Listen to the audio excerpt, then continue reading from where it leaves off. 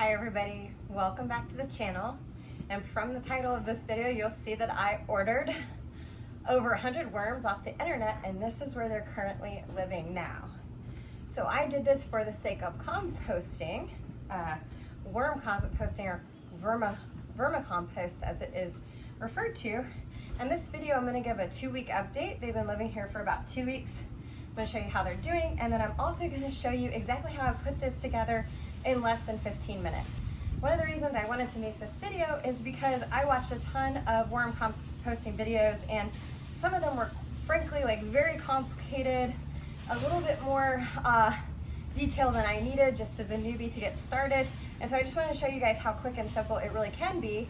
It's not a how-to because, like I said, I'm a newbie myself, but just informational, maybe inspire you.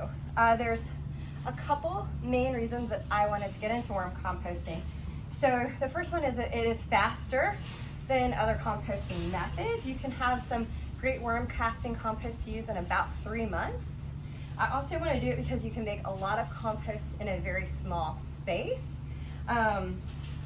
The worm castings can be used to be made into a tea, and by aerating them with water, you end up with kind of multiplying your compost exponentially.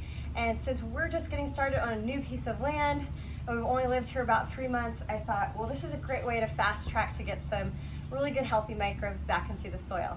So let's open the lid and see how these guys are doing.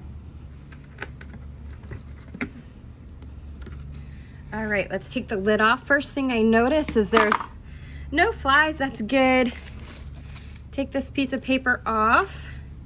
And basically, I'm gonna check to see that the worms are alive and doing well, and to see how much of the food they've eaten. So let's see. Peeling back some layers here. Go in at the side.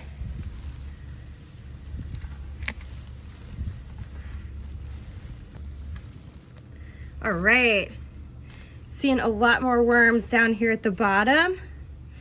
Even though it's about 95 to 100 degrees out here daily, these worms, it's cool in here. I keep this in the shade, so the worms seem to be doing pretty good.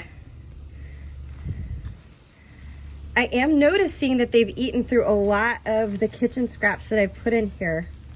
So I'm gonna add some more food, rebury that. I've still got a lot of browns in here, so I'm not gonna add any more browns this time.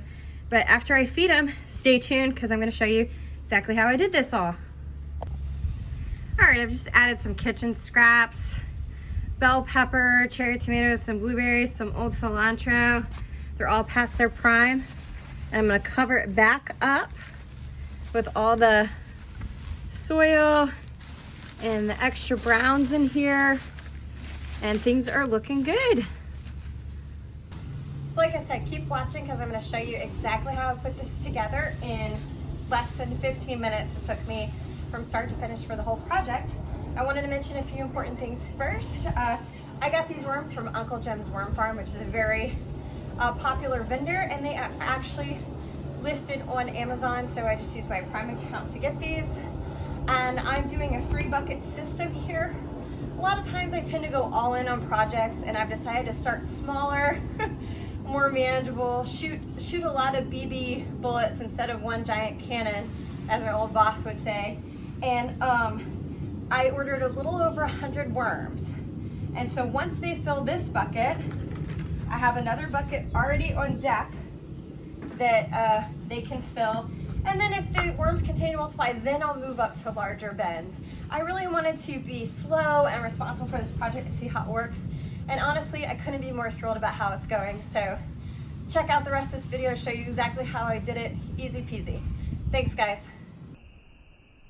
The only item I had to order for the project was cocoa cord. I got that off of Amazon. It comes in a hard brick. So all I did was rehydrate it with a little bit of water.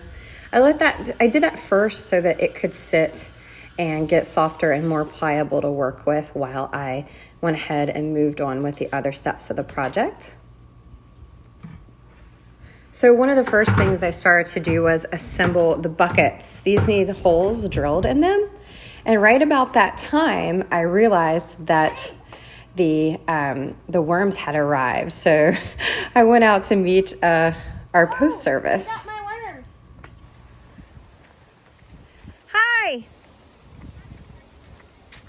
You got my worms. I hope you don't mind. I'm filming a YouTube video. If it makes you uncomfortable, I'll just delete this. Oh, no, it's fine. Okay. Oh, thank you so much. Have a great one. And you too. They're for composting, by the way. Oh, okay. I was like, she's gonna think I'm so weird. No. Have a great day. You too. So you want to prepare 2 of the buckets the exact same way. I took a 1/4 inch drill bit and drilled holes all throughout the bottom of both of the buckets. And then I also did 1 seam of holes along the top band of both of the buckets.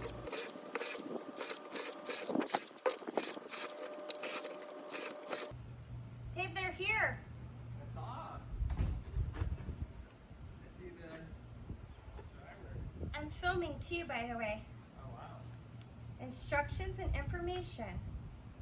Introduce them to their new environment as soon as possible. Okay.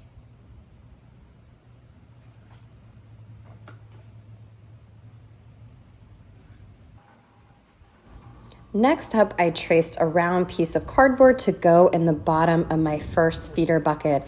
I had heard that this was a good idea when you first put the worms into their new home so that they don't try to escape. Next up, my coco core was ready to be worked with. It had hydrated nicely, and I was able to get a good amount off of the block. And I just started assembling that with the other inputs. It smelled really nice and fresh, and so my first time working with it, I was excited. So I went ahead and added the coco core. And I don't think I filmed this, but I also wanted to mention to you guys that I did add some native soil that was already on our property. Next up, I added some pine straw and some old leaves to be part of our main brown element of the mix. And then I also added some compost that had already been made into compost, as I had heard that that was really helpful to get the process started.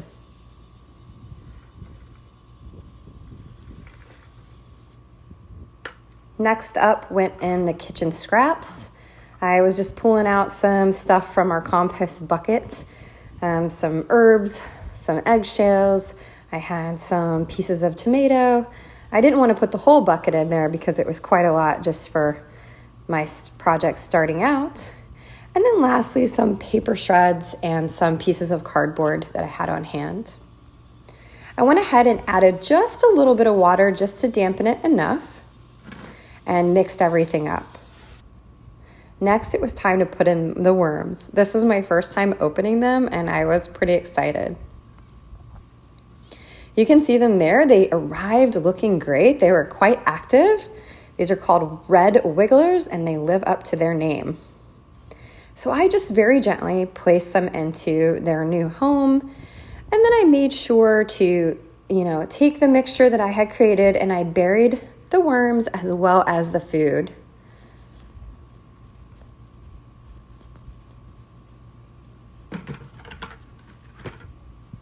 Next, I just assembled the buckets, leaving the bottom bucket with no holes, just right on the bottom. That is there to catch any of the drippings. Added a little bit more moisture as well as a dampened piece of paper, which I had also heard really helps to discourage them from escaping. And that's it, guys. I did this in less than 15 minutes. I appreciate you watching, and I'll see you next time.